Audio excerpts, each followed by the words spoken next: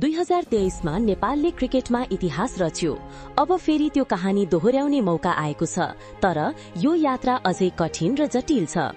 ICC cricket विश्वकप league 2 फेरि शुरू हुँदैछ र यही लीगले निर्धारण गर्नेछ के नेपाल फेरि विश्वकपको नजिक पुग्न सक्छ कि सक्दैन। आज हामी बुझ्नेछौ आईसीसी क्रिकेट विश्वकप लीग 2 के हो, नेपालको अवस्था के छ र आगामी स्कटल्याण्डको सिरिज किन अत्यन्तै निर्णायक छ। आईसीसी क्रिकेट विश्वकप लीग 2 अन्तर्राष्ट्रिय क्रिकेट परिषद आईसीसी को एक दिवसीय फर्मेटको लीग हो। यो लीग एसोसिएट नेशन्सको लागि हो, जसले टेस्ट राष्ट्रहरू बाहेकका देशहरूलाई ओडीआई खेल्ने मौका र वर्ल्ड कपमा पुग्ने सपना दिन्छ। लीग 2 मा जम्मा 7 टिम छन्: Nepal, Netherlands, Scotland, Oman, Namibia, America र यूएई। हरेक टोलीले 36 वटा ओडीआई खेल्नेछन्, ट्राई नेशन सिरिजका 12 वटा सेटमा। अंक तालिकामा शीर्ष 4 टिमले वर्ल्ड कप क्वालिफायर 2026 मा स्थान बनाउनेछ। बाँकी 3 टिम भने रिलिगेट हुनेछन्। त्यो नै हाम्रो लागि खतरा हो। लीग 2 मा उत्कृष्ट प्रदर्शन गरेपछि टिमले आईसीसी वर्ल्ड कप क्वालिफायर 2026 मा प्रवेश पाउँछ। त्यहाँ टेस्ट राष्ट्रहरूबाट आउने कमजोर टिमहरूसँग पनि प्रतिस्पर्धा हुन्छ। त्यहाँबाट शीर्ष 2 टिमले मात्र 2027 को विश्वकप खेल्नेछन्। जुनसुकै भूलले नेपालको सपना भत्किन सक्छ। नेपालले अहिले 12 खेल खेलिसकेको छ, जसमा 2 जित, 10 हार, अंक 6 र स्थान 7औं। लीगको शेष 24 खेल अझै बाँकी छन्, तर अब हरेक खेल महत्वपूर्ण बन्न थालेको छ। खास गरी स्कटल्याण्ड टुर जुन 2 देखि 8 सम्म चल्नेछ। नेपालको 4 खेल, 2 भर्सेस स्कटल्याण्ड, 2 भर्सेस नेदरल्याण्ड्स। यी 4 खेल जितेमा नेपाल अंकमा फड्को मार्नेछ। हार भएमा केवल क्वालिफिकेशन मात्र होइन, ओडीआई स्ट्याटस पनि संकटमा पर्न सक्छ। स्कटल्याण्डसँग नेपालको ओडीआई हेड टू हेड कुल खेल 6, स्कटल्याण्डको जित 4, नेपालको जित 2।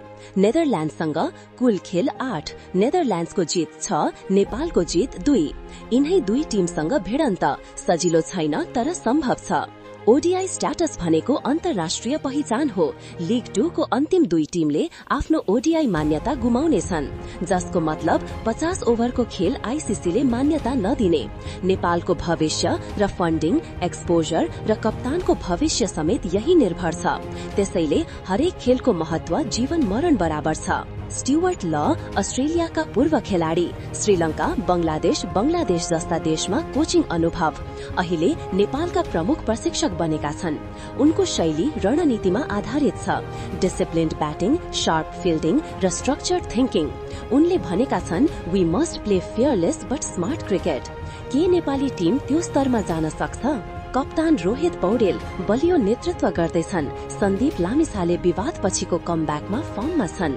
कुशल फुर्तेल, दीपेन्द्र एरी, गुलशन झाले स्थिरता दिन सक्छन्, तर समस्या छ कन्सिस्टेन्सी। टप अर्डर कोल्याप्स हुने, डेथ ओभर्समा रन चुहिने समस्या छ। अब हरेक खेलमा योजना र मनोबल दुवै चाहिन्छ। 2023 मा नेपालले अन्तिम 12 खेल मात्रै 11 जित्यो। घरेलु मैदानमा इतिहास रच्यो। कुशल मल्लको विस्फोटक पारी, सन्दीपको विकेट, रोहितको नेतृत्व, त्यो प्रदर्शनले मात्र ओडीआई स्ट्याटस जोगायो र क्वालिफायरमा ठाउँ बनायो।